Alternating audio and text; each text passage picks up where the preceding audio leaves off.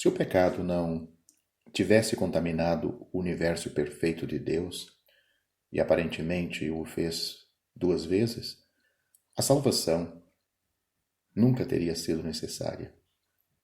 A primeira ocorrência de pecado foi na revolta angelical, relatada em Isaías capítulo 14, em forma de profecia, quando Lúcifer quis conquistar ilegalmente o que o trono divino representava.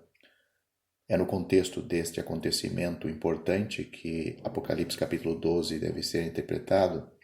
A linguagem metafórica do capítulo, Apocalipse capítulo 12, descreve como Satanás, chamado o dragão, levou com sua cauda a terça parte dos seres celestiais para seus propósitos malignos. A resposta de Deus a esta insurgência foi precipitar imediatamente os participantes para um estado onde estão presos em cadeias de escuridão, esperando o juízo futuro, sem qualquer esperança de salvação. Em contraste com a decisão imutável em relação à iniquidade de Satanás e seus anjos, temos a revelação da infinita misericórdia de Deus para com os homens quando, pela sua desobediência, o pecado invadiu o seu domínio. Apesar de Adão e Eva terem voluntariamente escolhido um caminho de rebelião, naquela mesma ocasião Deus deu evidências claras de seu propósito para a restauração das suas criaturas pecadoras. Ou seja, Deus não deu oportunidade de salvação a Satanás nem aos seus anjos, mas deu oportunidade de salvação aos seres humanos, começando com Adão e Eva. Este processo, mencionado pela primeira vez no Jardim do Éden e que permeia todas as Escrituras, é chamada salvação.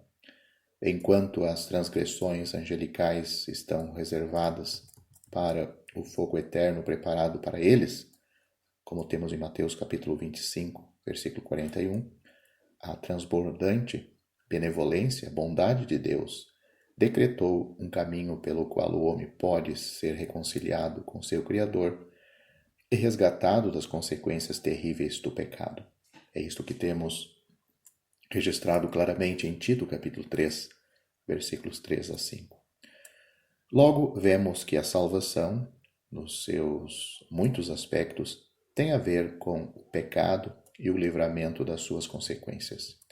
A palavra salvação aparece 163 vezes nas Escrituras, onde estão 118 vezes no Antigo Testamento e 45 vezes no Novo Testamento. Este fato em si prova como este assunto é tão difundido e importante na Palavra de Deus.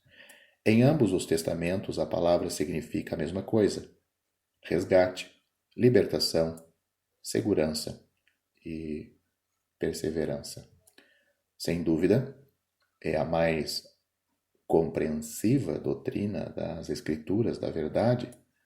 Este assunto reúne todos os principais temas da Bíblia, dando uma revelação extensiva da obra salvadora de Deus em prol da sua criação, pecadora e perdida. A primeira e a última menção da palavra nas Escrituras são significantes e são significativas. Jacó, em Gênesis capítulo 49, versículo 8, diz: "A tua salvação espero, ó Senhor."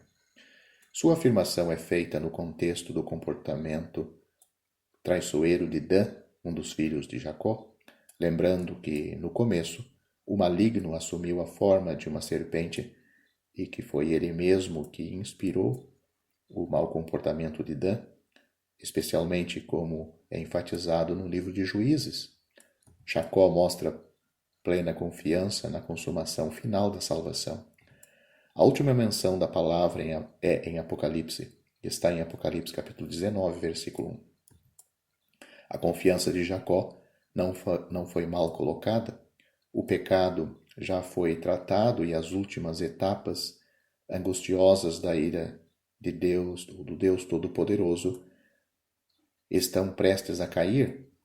quando nós vemos Apocalipse capítulo 19, versículo 1, então o pecado já foi tratado e as últimas etapas angustiosas da ira do Deus Todo-Poderoso estão prestes a cair, quando a salvação, como sua resultante glória e honra e poder, é atribuído ao Senhor nosso Deus.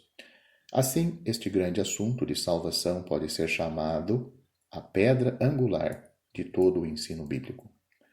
O próprio Senhor Jesus disse: porque Deus amou o mundo de tal maneira, e deu o seu Filho unigênito, para que todo aquele que nele crê não pereça, mas tenha a vida eterna. Porque Deus enviou o seu Filho ao mundo, não para que condenasse o mundo, mas para que o mundo fosse salvo por ele. Quem crê nele não é condenado. Então, o mundo aqui está se tratando de pessoas, porque só pessoas podem crer nele, né?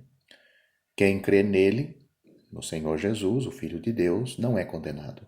Mas quem não crê já está condenado, porquanto não crê no nome do unigênito Filho de Deus.